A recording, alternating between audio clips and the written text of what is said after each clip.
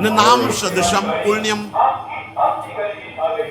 नाम से बढ़कर के कोई भी पुण्य नहीं। कितनी 1 किलो सोना, 10 किलो सोना, 10 करोड़ रुपया, जमीन, ये वो दुनिया की सब नाम के बराबर नहीं। आप कह रहे हो, पर मैं बोलते चले जा रहे हो, कैसे कह रहे हो कि हमने सुना है स्वर्ण का दान, अमुक दान, कन्या दान, अन्न दान, ये दान, वो दान। आप कह रहे हो कोई नहीं, तो प्रमाण से बात पुष्ट होती है।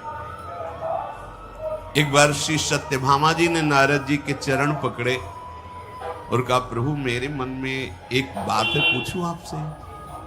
उनका अवश्य पूछिए।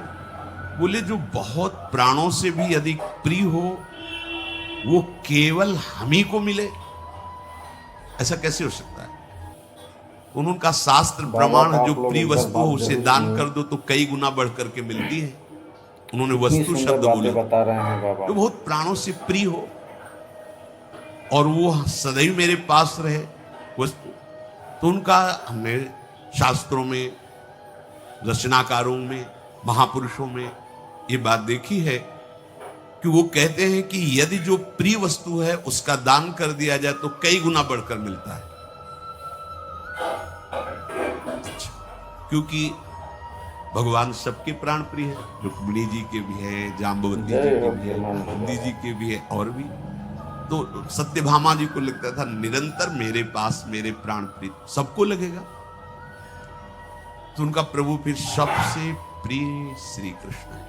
दान कर दो, सिद्धांत है। किसको दान करें? बोले, हम बाबा जी इससे बढ़िया पात्र कहाँ मिलेगा, हम ही को दान कर दो। इस तरीके का प्रवचन हर आदमी को सुनना चाहिए। बुलाए गए ब्राह्मण, संकल्प पढ़ा गया, हरि ओम समर्पयामि। सत्यभामा जी ने श्री कृष्णचंद्र जी कहा, नारद जी का बीणा उठाओ, चलो हमारे साथ। सत्यभामा जी ने कहा, आपने तो कहा था कि कई गुना बढ़कर आपके पास मिले। तो बोले, आगे फल मिलेगा, अब तो आपने हमें दान कर दिया। रोने लगी, प्रभु ऐसा हम इन्हीं के लिए तो कह रहे हैं ना कि एक क्षण भी मैं इनसे विलग नहीं रह सकती, इनका वियोग नहीं सह सकती, चरणों में गिर गए हमेशा। अच्छा, तो फिर तुम ऐसा करो, इनके बराबर कुछ दे दो तो इनको हम छोड़ देंगे, वो चीज ले लेंगे। इनके बराबर एक श्री कृष्ण क्या, इतना संपत्ति, एक श्री कृष्ण। अभी तराजू लाया, एक पल्ले में चढ़ाओ, जितनी संपत्ति कहोगे, द्वारिकाधीश की संपत्ति, वो पटरानिया है, कोई पूरा अधिकार है। इसी को हटाने के लिए लीला की। अब पूरा का पूरा सब, एक तरफ प्रभु, एक तरफ बड़ा तराजू करके स्वर्णाभूषण सब, रतन हीरा जवाहर, लाइक और फॉलो जरूर करना, लाइक और सब्सक्राइब जरूर करना। पटरानिया उनके पास कोई कमी होगी? श्री कृष्ण का पल्ला तो नीचे ही जमा हुआ है, अभी उठा ही नहीं। अब होश उड़ गए कि अगर बराबर नहीं दे पाई तो नारद जी तो ले जाएंगे हमारे प्रभु को।